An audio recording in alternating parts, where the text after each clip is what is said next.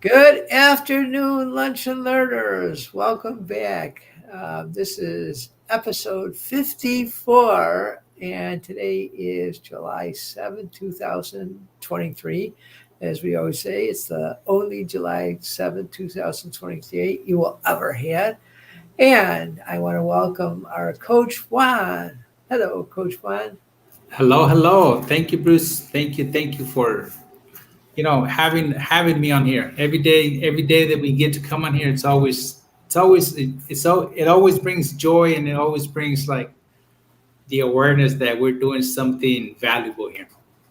Yes. And you are so humble, my friend. I feel the same gratitude to you for thank you for having me on here too. Really, thank you for co-creating. And you viewers, you too, we invite you always to take the opportunity to co-create with your loved ones and the ones you respect and revere.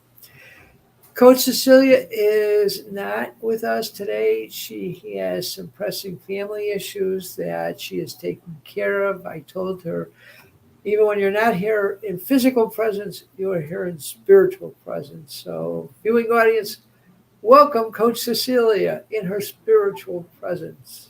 Yes, absolutely. Yes. Welcome, Ceci. Yay. Okay, we have been doing the levels of. The Where's my seven guy? levels of awareness. Thank you.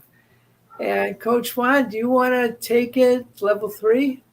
Yes, I'm gonna read actually the first paragraph there, that because it would like really touch me when we were reading it earlier. So says we might follow the crowd for years, but at some point something in us wants something better, something greater than what we have ever been or had. We know we are capable of more and start to feel uncomfortable as our desire grows.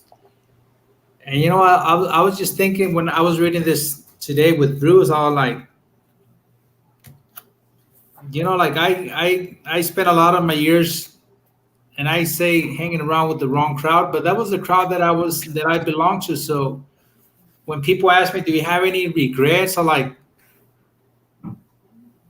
it's hard for me to come to say that I do have regrets, because if it wasn't for those moments that I was struggling and battling to get out of the life that wasn't meaning for me at the time, like I don't think that I would have had the enough fuel or the fire to get me out of that system. And because I knew, like I told you, Bruce, that back in 2009, I had like a reflection. Like I think I called it a Jesus moment. I was like, this is not working. And like even when I was in the drug life, drug abuse and all that good stuff that comes with using drugs, there was something in me like urging me like to be like, you were created for something better, for something more. And that's the same text that we're reading right now. I was like, I had a desire, I had the want. I was like, but I don't know how to get it. And the beautiful thing that like all the coaching programs that we study is like, you don't have to worry about the how. You just have to worry about what is it that you want. And once you take ownership of the want that you want for your life, the rest of it is gonna show up.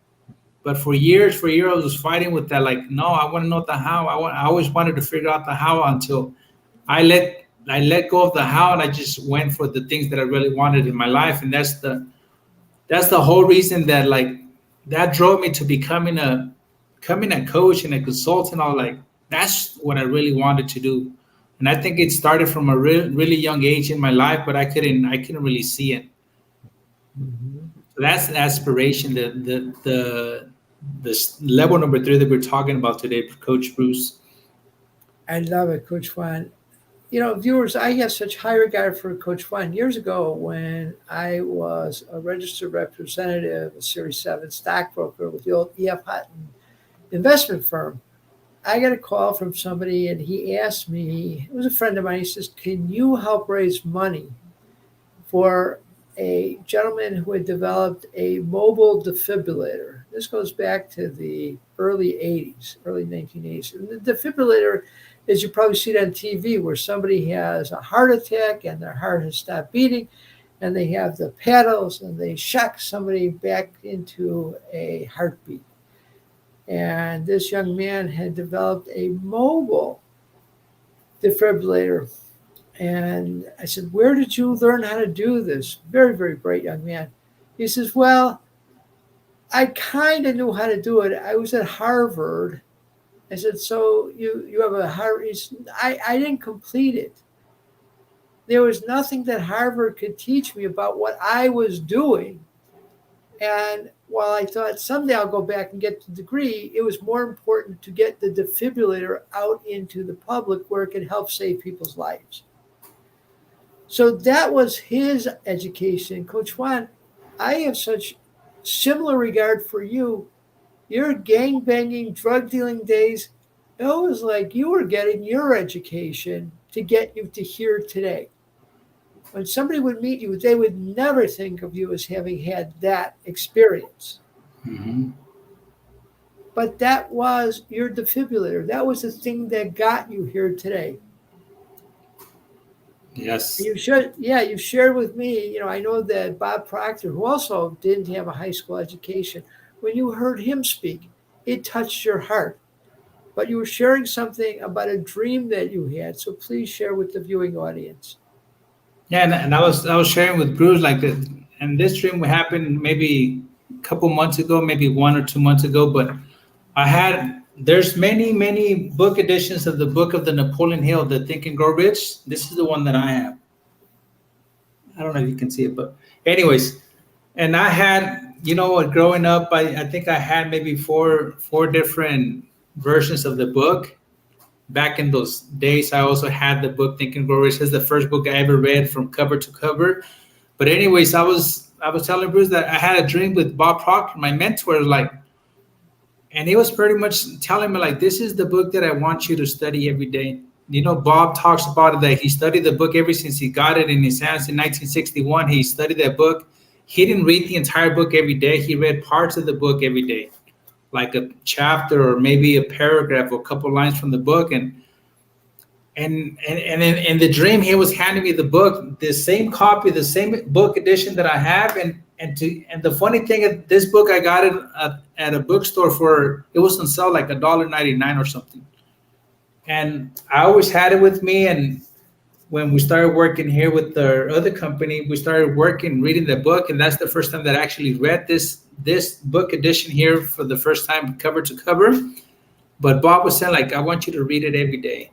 And I was like, okay. And I remember in my dream asking him, like, is it okay if I take a video of this, of what you're telling me right now? He's like, yes, go ahead and grab your phone. And by the time I went to grab my phone, I woke up to go grab my phone, and he was gone. But for me, that was like it had a lot of meaning. That dream had a lot of meaning for me, Coach Bruce. Beautiful, Coach Juan. Thank you for sharing that with all of us. So let's go back to the level of aspiration. And one more time, we might follow the crowd for years, but at some point, like Coach Juan was talking, something in us wants something better, something greater than what we've ever been or had. We know we are capable of more and start to feel uncomfortable as our desire grows. How many of us have had that where we want something, but we start to doubt ourselves? Our paradigm says that's not you. That's for those people over there. And here's why we feel that way. We're uncomfortable because we want to grow, but we have an idea. We have no idea on how to do it. Every time we think about changing the paradigm pulls us back. That darn paradigm, that collection of habits that we're not even aware of, it actually started before we were born, that entered to us through the combination of our parents' genes. And they got it from their parents and their ancestors. So it's those habits that basically, historically, prehistorically, were designed to keep people safe.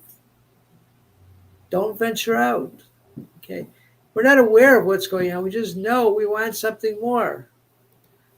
Now, Bob writes, everyone makes us to this level of awareness. So we all get there. However, many people become stuck at this level because they never back their desires with action. So in effect, their desires are only wishes.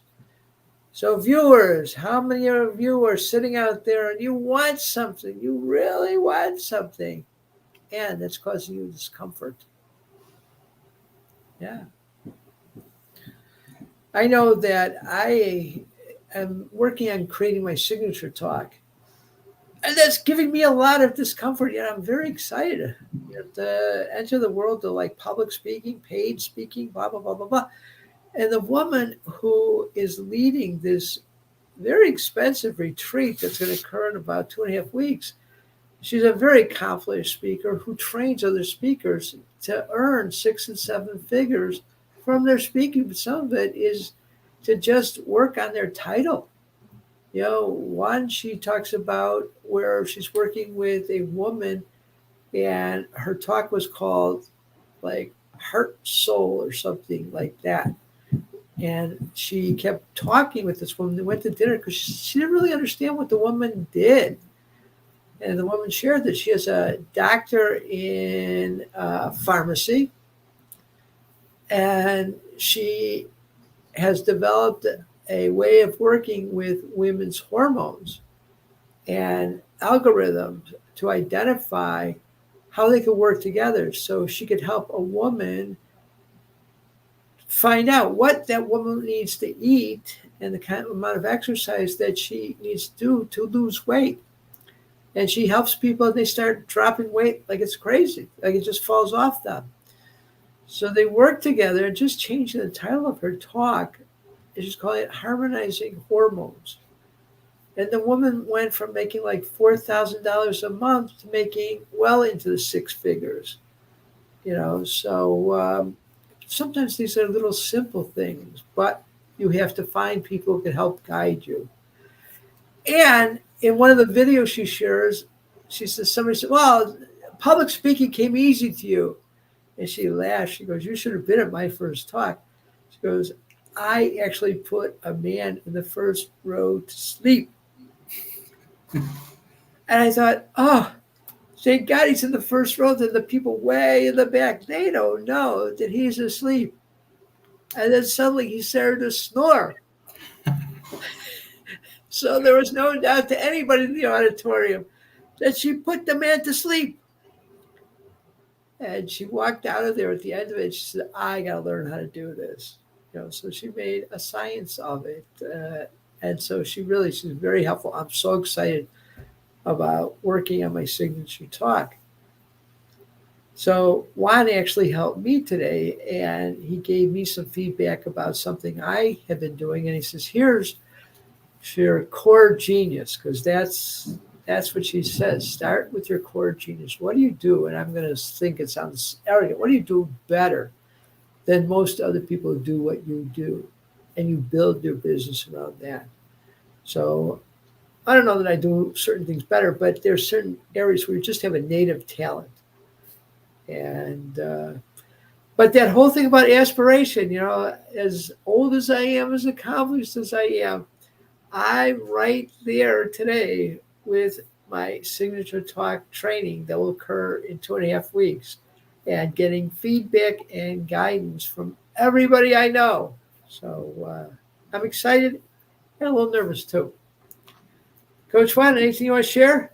I love it. I love it that you're excited and nervous. Anytime that we're nervous when we're trying out something different, it's like that means you have the energies like working with you, that vibration, you're bringing it with you. And you know what? A lot of times we get nervous and we don't know what we want to say. But once we get through that little stage, it's just like a little gap. Once we get through the little gap, then we start delivering who we are as individuals. So, and that, I think that's exactly what happened with this lady you're talking about, Bruce. Once she changed the title, because she didn't change who she was. She didn't change, like, she didn't have to go and try something different, like a different career. Like, it was the same person, same experience, same value. It was just the title that changed it, and it resonated with everything that she was doing. And that's when she started attracting the right people, because now they understood exactly what she was offering. Yeah, that's great. And what comes up for me is all the best, they fail, and they don't take it personally. They don't go into hibernation. They start looking for, how do I do it better next time? How do I make it more effective? How do I touch more people's hearts? So, you did that with pools and stuff. Every time there was a problem, the crew would come to you. You know, they don't teach you problem solving in schools. That comes from life. You know? Yeah. And I got to share a quick story too about pools, Bruce. Like I told you before, I went to adult school for a little bit of my time, but at adult school there was this female. Her name was Laura. She was like half Italian and half German or something. She was beautiful, so everybody wanted to talk to Laura because she was beautiful. So I started talking to Laura, and she started talking that they just bought a house, but they had a pool. Like, oh, then I got interested because she mentioned the pool.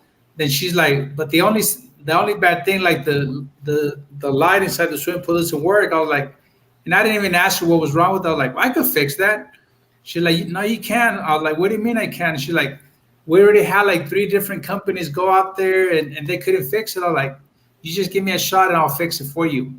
She's like, okay, Mr. Big Shot. So I set up an appointment with her and her husband. And so I showed up to the house, and I think it took me like 30 minutes, and I had the lights back and running. Like, she's like, oh my God, how did you do that? How did you know how to do all these things? I was like, because that's who I am. Like I know everything about any swimming pool, like in-ground swimming pools. I could take it apart and put it back together, and I know exactly how it functions. So from my experience, I was able to, because I had the confidence. I was like, I can fix your line. So it's something that these other companies couldn't figure it out. I went out there and boom, it was done. I love it. And when you got stopped, what did you do? What do you mean stopped? Did you ever hit a roadblock temporarily? In the pool business, yes. Yeah. So what did you do in those moments? Like many of those times, I just like kind of like went back inside my head. I was like talking to myself, like, you done this before, and like maybe you're not doing the same things like how you normally do them, and like all of a sudden like those answers will come. Like, but it had like I had to get silent with myself. I had to get like inside myself to look for those answers. Yeah, that's beautiful. I was thinking, my background is a private detective. And historically, I've been tasked to find a key witness. Sometimes there's not a witness at the beginning. And I remember if I was investigating something that happened in a passenger railroad area, I would stand at the railroad station talking to everybody who got off the train, who would slow down enough. And in rush hour, this is tens, if not hundreds of people saying, do you know about this incident that happened the other day? Blah, blah, blah, blah, blah, blah, blah. And, I had people look at me like I was crazy. But I never failed to find the witness. I always found the witness. And I remember, this is kind of where my question was going. One time I was trying to find a witness to a bicycle accident where a truck had hit a bicyclist. And I'm in an area and I'm knocking on every door. I'm talking to everybody that I could see passing by, and nothing. I'd been out there a couple of days. And a guy comes by riding on a bike. I thought, oh, maybe another bicyclist knows about this accident. And so I stopped him and I said, do you know anything about this accident? Da, da, da. He says, no, man, you got to talk to Mrs. Washington. I said, oh, Mrs. Washington saw it? He says, where are you from? He says, every block out of Mrs. Washington. She's the one who knows everything that goes on in the neighborhood. You got to find Mrs. Washington. And sure enough, I started looking for Mrs. Washington. She knew exactly who were the witnesses who saw it. But that added to my repertoire for every other investigation. I would go, so who's the Mrs. Washington in your area? Mm-hmm. But I learned that from a passerby. And how'd you figure that out? With the experience, by doing the work? Yes. And being willing to look stupid to all types of passersby who thought, who is this guy who's talking to me? Mm-hmm. But I had a mission, like to take care of my client. Yeah. And you had a mission to get that pool light on. Yes, and anytime you have a mission or the vision or a goal, like that's exactly what you got to do. Like, why are you doing this? What's the big why? And like Bruce just said, the key word, like he was doing it for his customers.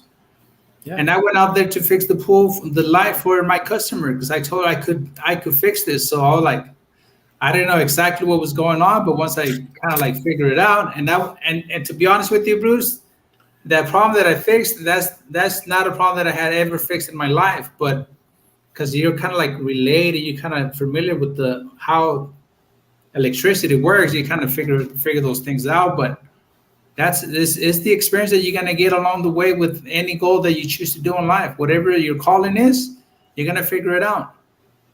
Beautiful, Coach Juan. Thank you. So just to summarize, today we covered aspiration. We just touched it a little bit. And Monday, I was going to say tomorrow, but I caught myself. Monday, we're going to be getting into individual, and that really means expressing your uniqueness.